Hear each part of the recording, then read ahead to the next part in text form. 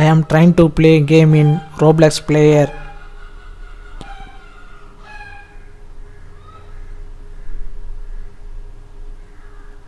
Loading. Unable to connect. Please try again later. Unable to connect.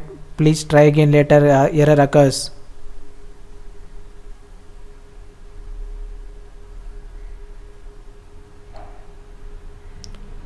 Solution.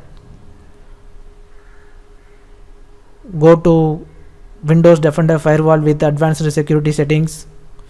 Under outbound rules, check whether the port number 443 is blocked or not. If port number 443 is blocked, then disable the rule.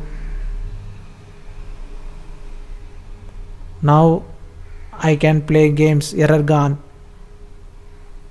Subscribe.